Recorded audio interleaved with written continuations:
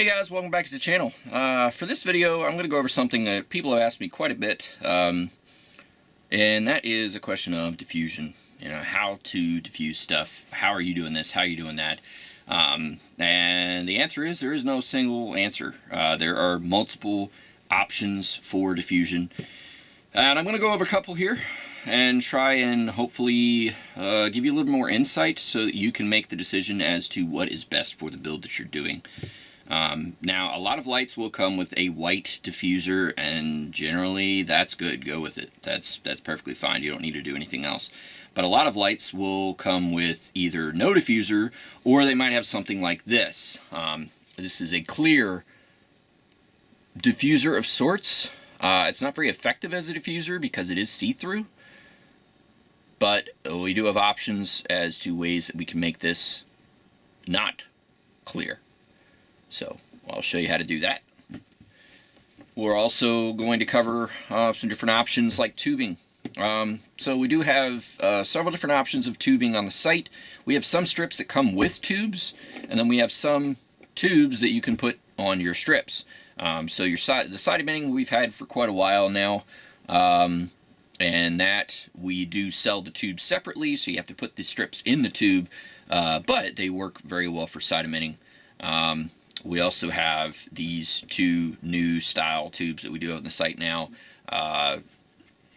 Single walled, double walled, basically. The single is shorter, so it'll look a little bit better in the light, but the double walled is better diffused. So it will actually look better when it's on. So, you know, depending on what your circumstances is, one of these is probably the better option. Or you don't go tubes at all and you go something a little more custom like acrylics. Now, you're going to want something that's like a 50-50 like a 55% transparency. You want it to be white. You don't want clear. And smoked, you got to keep in mind anything, if you go smoked, then white generally has a yellowish hue to it. So that's a drawback if you do go with like a smoked acrylic. But this is the go-to for me. This is the stuff I order it in sheets of like, 4 feet by 2 feet and cut them up so I can put them on my laser cutter and I just, go to town. This is my go-to. Depending on the circumstance, what you're trying to do, if you're trying to build gills, you're trying to do something like that, you can use this.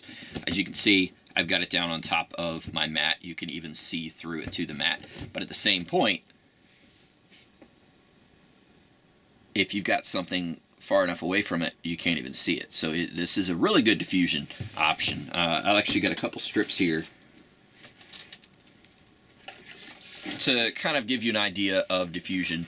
And this is another aspect where LED choice is going to play a pretty big role in how you do things. If you want to go diffused, which diffused is kind of like the new, I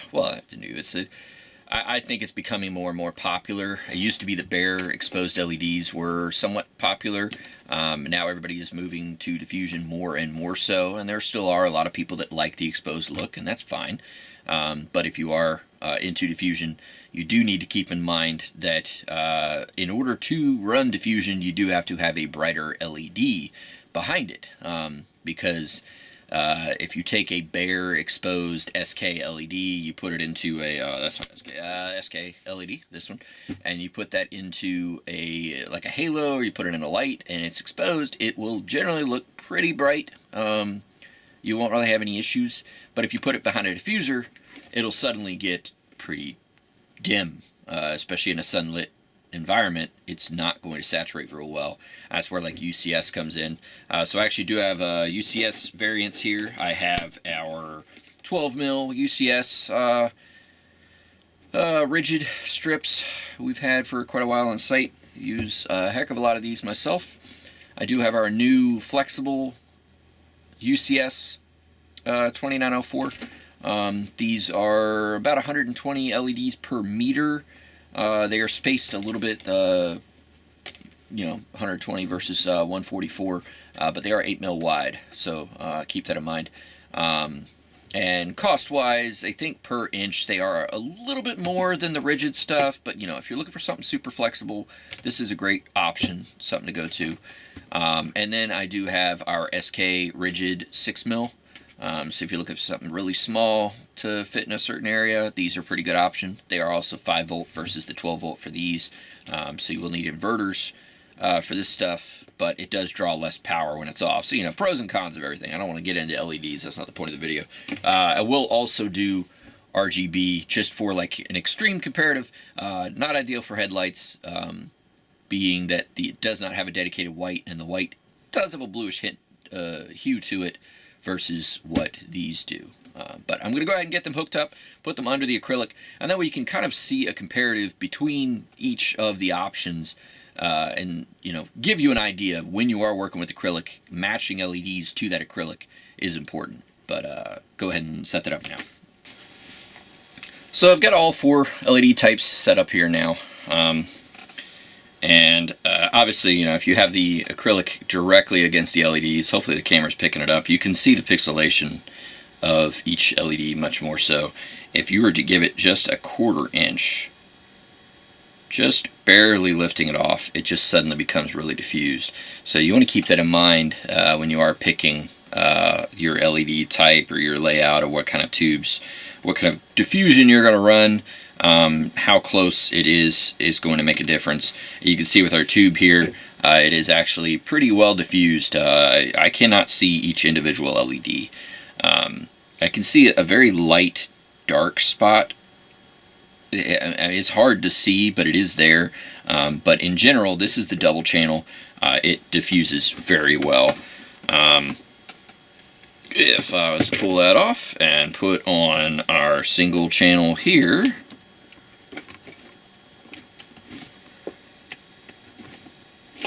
the individual pixelation is much more noticeable. I can actually see each individual LED. So, you know, just keep that in mind. The double channel does hide it much better. But it is a good combination with the UCS in general. SK, you know, it'll work. It's just not as bright. So definitely keep that in mind.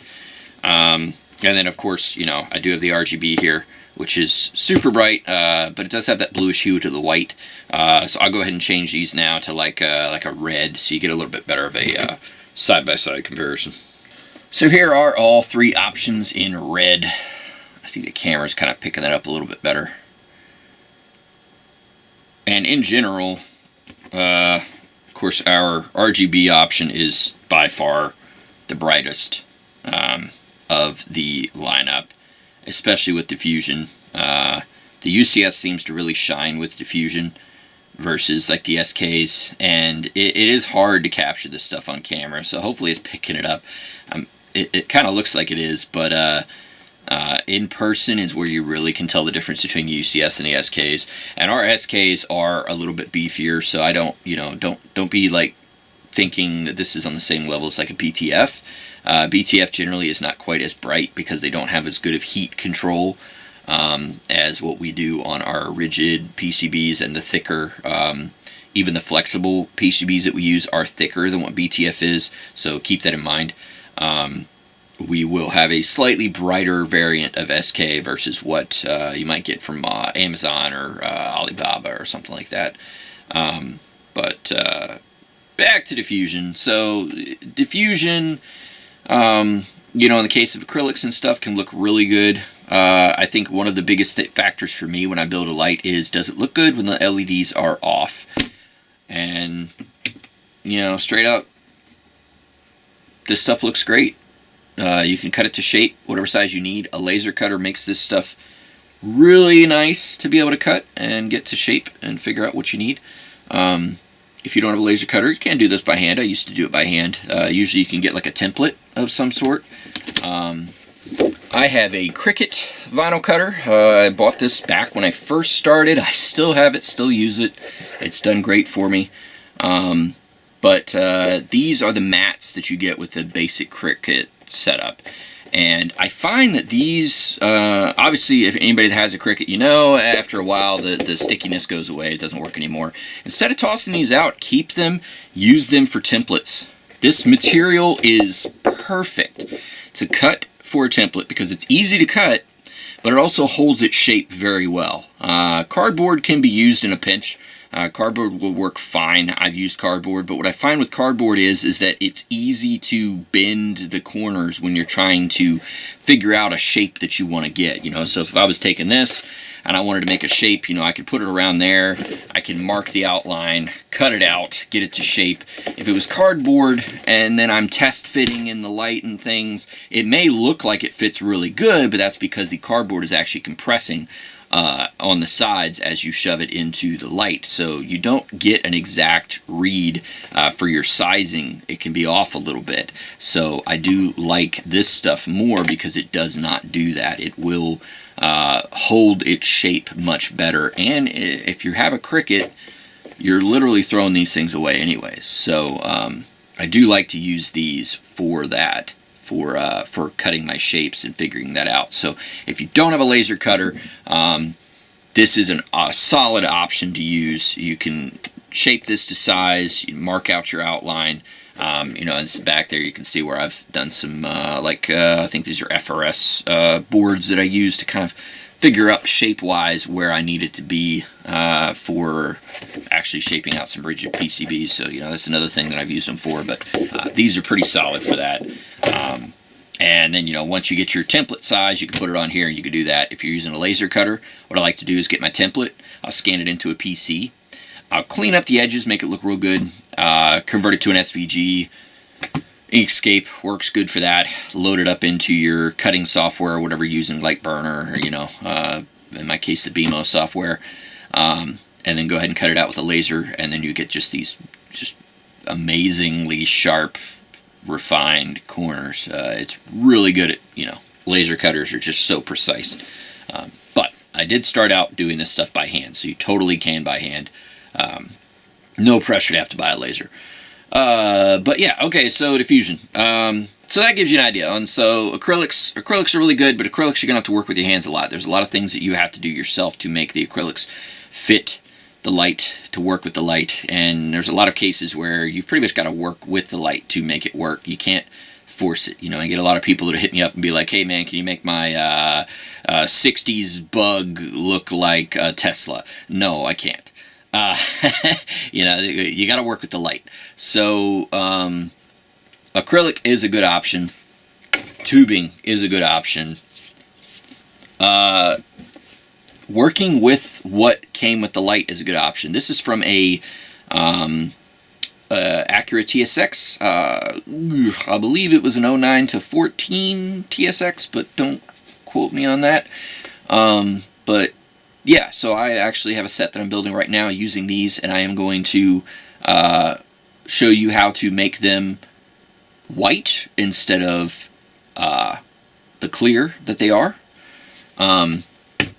Before I do that, though, I'll do that last. I did want to go over one other little gem that I've found over the years, and that is the Rust-Oleum chalked paint. I've tried a ton of white paints. I've tried frosted paints. I've tried tons of things to figure out what works. Frosted sort of works, but not really, and you usually have to go pretty thick with it to work right.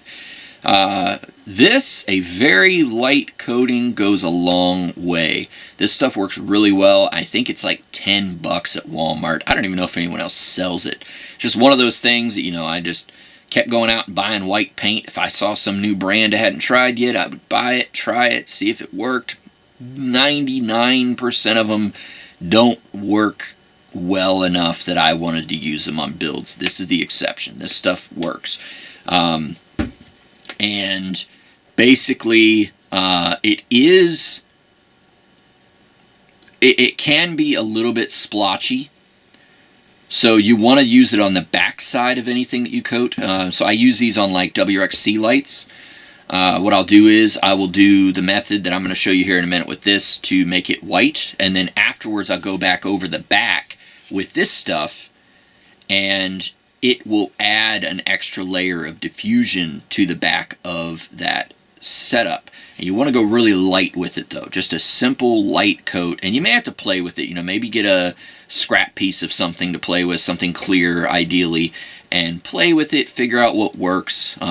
This stuff can be removed if you mess up, you want to remove it real quick. It can be wiped off, and then you can try again. But once again, that's why you want to go on the back side, not the front side. But once you kind of figure it out, this stuff works really well. You can overdo it, so you definitely don't want to put, heavy coats. Don't follow the instructions. We're not using it for what its intended purpose is. But a very light coat will work well if you can get it to lay down just right. So this is worth picking up to play with. And give it a shot, see how it works for you, especially for $10, why not?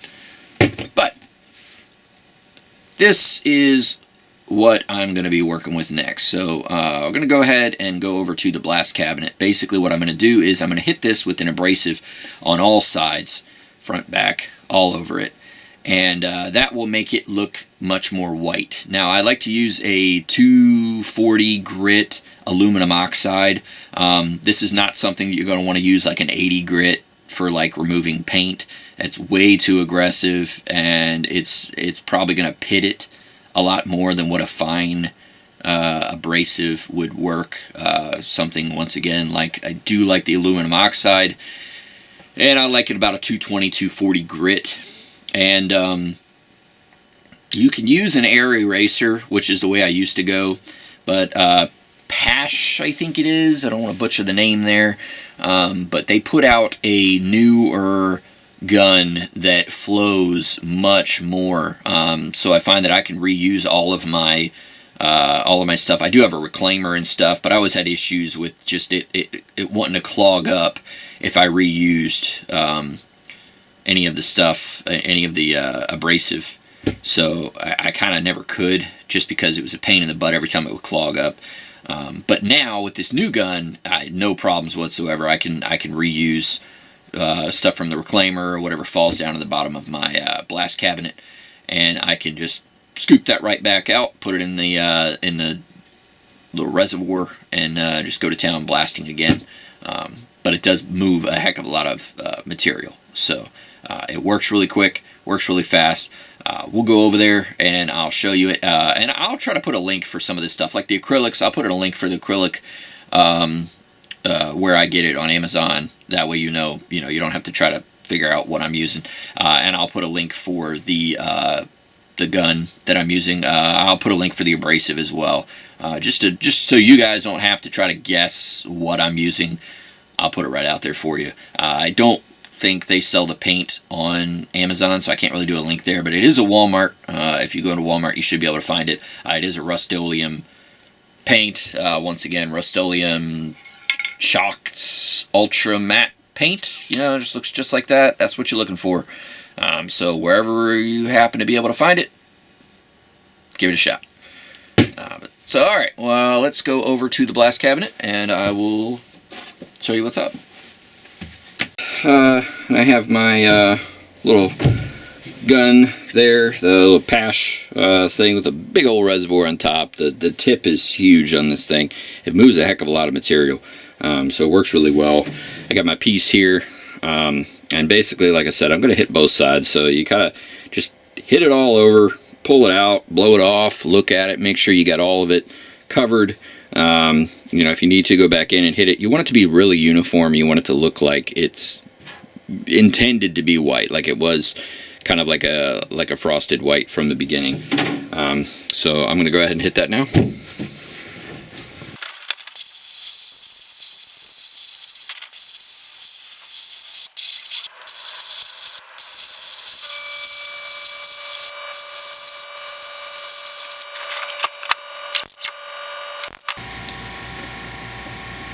So now I have finished hitting it with the abrasive. It only took like, I don't know, 3 minutes. It doesn't take long with that blaster. When I was using the air erasers, it took quite a bit. So keep that in mind. If you're planning on doing a bunch of this style of basically sandblasting your stuff, you're going to want to consider that upgrade. Even etching, I etch with it now too, because it just goes so much faster. It blows a heck of a lot of media. I think I went through that entire reservoir to do this, but I can scoop all of that media right back up and use it again. So it's pretty nice. It goes pretty quick. And as you can see, this is really nice, really well diffused now versus what it was when it was clear. And I blew it off, wiped it down, went over it a couple times to try to make sure I'm still looking, just to make sure, because ideally you don't want any shiny spots. Any areas that you didn't hit real well are going to look a little bit shiny, or possibly a little bit splotchy, and you want to try to make sure that you hit everything, every corner all over there. Like I can see there's a little bit here. I'll probably go back and double touch that just to make sure that I'm super happy with it. And my plan on this one actually is the way that I work these up. I have these custom cut pieces that I'm going to actually put in here, and they'll be glued in place. I guess that one goes there, I believe, and that will fill it out so that it's black in between, and then the gills themselves will light up. So that's how I plan to do this one. But it just depends. This just happened to be a good example of a clear acrylic that needed to be sandblasted, so I figured I'd go ahead and do this video using this. But something like the WRC lights is a really good example of that. I just don't have any on the builds on the list to build up yet. But those are really good for this this method, or any other kind of clear acrylic. If you want to try and make it more diffused, is a really good way to use this method. And once again, depending on how close your LEDs are, I have a lot of spacing behind it, so I can actually move the LEDs away from it a good ½ inch, no problem. I won't need to add any of the paint to it. Just kind of see it. Use this if you have to.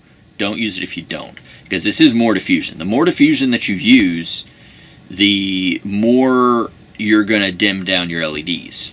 So ideally, you only want to use that extra diffusion if the LEDs are really close. If you have no choice but to put the LEDs right up close to your diffused surface, then you're going to want more diffusion to make it look less. And generally, if the LEDs are closer, they're going to be brighter anyways. So it's kind of like, a catch-22. I prefer the method of just frosting and then having the LEDs like a ½ inch or more back. That seems to work really well. So I generally go for that method if I can.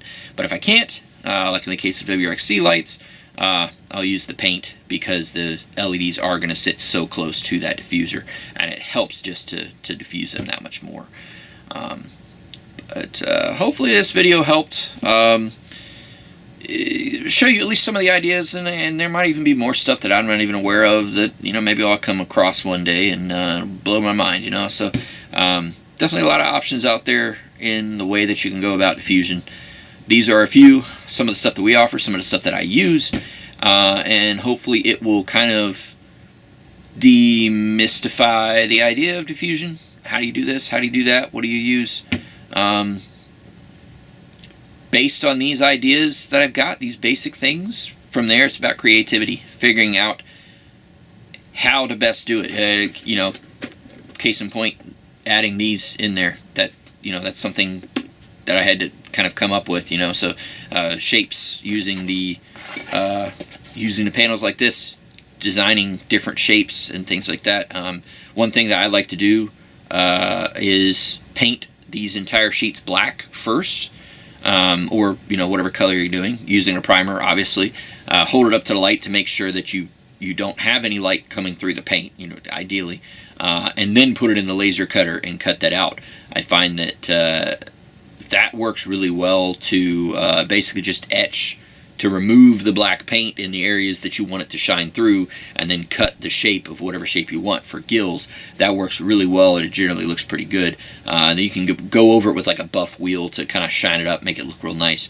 But that works really well. So different little techniques, different little things that you can do to try and make it unique, make it your own. I mean, that's ultimately what most of us are here doing as builders, is trying to stand out from the average builder.